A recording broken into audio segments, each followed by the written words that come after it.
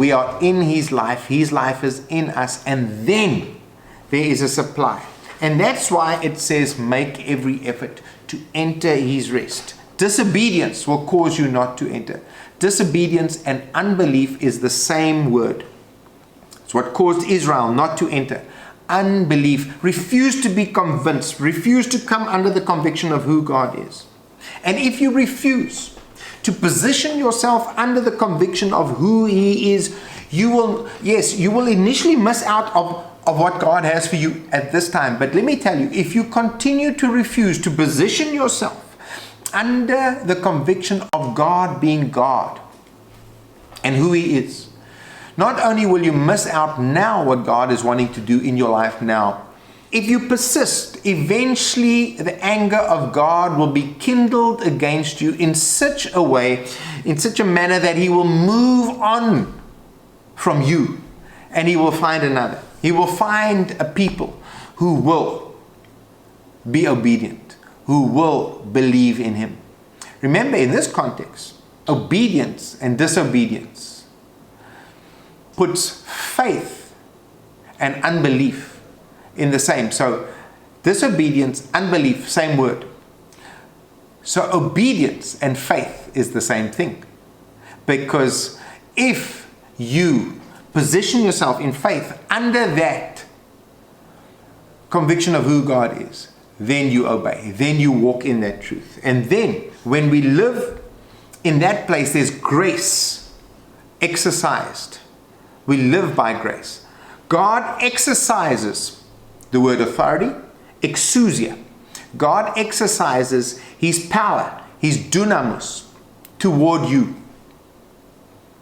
It's not through you, it's toward you. His power comes toward you. You don't generate the power. He is the generator. His authority, His power. But it works toward you. That's grace. And we'll continue in the weeks to come and speak about the administration of His grace. But His grace to you is supporting His life in you, your life and your being in Him. His grace will fully supply and fully support His life and His being in you, your life and your being when you are in Him. And if you live by this Zoe life, if you live by this abundant life that you are to enter into, all grace will abound to you. All grace is available to you. God is fully in support and sustaining and supplying towards that. But if you live by the suke life, by the reasoning, by the intellect, by the emotion that will be triggered, the most common emotion that is triggered by living out of the suke is the emotion of fear. And let me tell you, if you live separate from the Zoe life, if you live separate from the life of God, if you live separately from this abundance of life that God has for you, the life of the Spirit, you should be fearful, because you'll have to make do for yourself. You'll have to supply yourself. You'll have to sustain yourself in this crisis in the earth.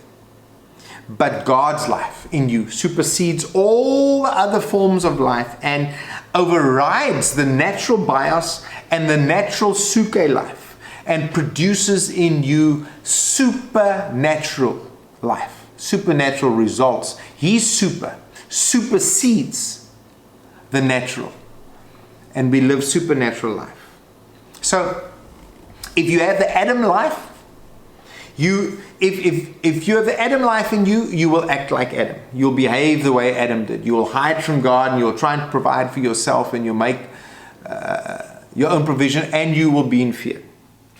But the other thing you will do if you have the Adam life in you, you will live by the sweat of your brow, because God has become an enemy to you, and you become your own source of sustaining yourself. You have to live by the sweat of your brow. But if you have the life of God in you, if you have Zoe life in you, how do you behave?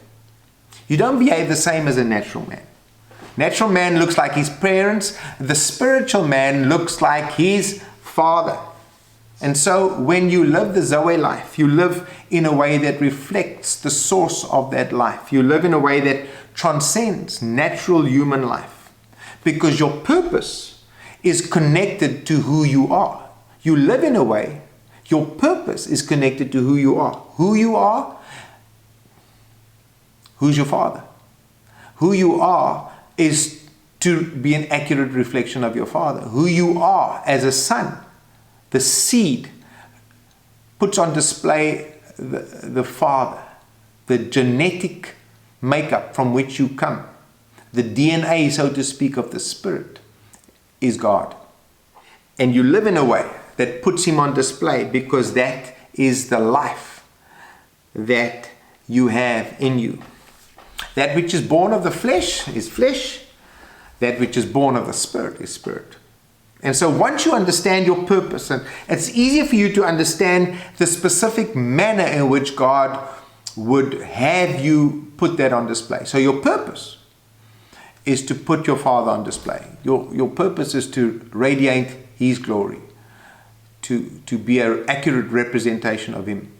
But your calling, your gifts, your vocation, that specific area in which God would have you put him on display, that's uniquely different depending on each one's gifts, callings, talents, sphere of influence. But that's how you represent him. But the understanding is that you are to represent him. In each of these spheres of influence that he places you, he will represent himself. And there you will represent the standard. You will be Christ, the standard of Christ. As he brings us to maturity, we will put on display the standard there, the standard of Christ. But that is your purpose, to put God on display as sons. But it does not happen unless we come to maturity. So what God is doing is bringing us to maturity, the corporate son, individually, but the corporate son to maturity. Because a child cannot be entrusted to administrate the affairs of the house. It needs to be a mature son. Isaiah 9 verse 6 says, unto us a child is born, but a son is given. And what I want you to see is the government will be upon his shoulders, the son, the fully mature son. So God wants to entrust us with the affairs of the household. The son becomes a full representative of the father. And if you're doubting that, just continue reading that same verse, Isaiah 9 verse 6. The government will be on his shoulders, but look what the son is called. He will be called. What will the son be called? Wonderful Counselor, Mighty God. What is the son called? Everlasting Father, Prince of Peace. So the son himself is called Everlasting Father because he accurately and fully puts the Father on display. And so the life of God, the abundant life of God, is not for us to live just so that as hirelings, so that we can have our needs met. It's to come to maturity, God living his life through us, coming to maturity in such a way that God is fully put on display through the corporate son, through the mature corporate son. Church, that is what God is doing in the earth. He's working in a corporate son. He's bringing to maturity in the earth through circumstances, through COVID-19, through the political situations, through the financial crises that's going to happen, through all of these things. He is working at maturing, putting on display the corporate son, bringing them to a place where the son will be an accurate display of the Father in the earth. And once we understand that, we can enter that rest. We can enter that life, being fully confident that God knows what he's doing. So be at rest. Be at rest. Don't pursue fearful thoughts of how will I provide. Pursue God. Pursue seeking his presence in all of your circumstances. God, how do you want to be made known? What are you doing in me? How are you wanting to bring me to maturity? How do you want your glory to be seen? And in that pursuit, seeking first the kingdom, all those other things, all the other things, bread for the children, they'll be there. Muni warini. They'll be there. But they're not going to be there because we have faith for them. They're going to be there because we have faith in God, toward God, what He's doing. We're about His business. And all grace will abound to you when you live in that life, the Zoe life, the abundant life, the life of God in you, putting the Father on display. Next week, we'll probably speak more about the administration of this grace and His power toward us, that power and authority towards us when we are in alignment with His divine purposes. Pursue God.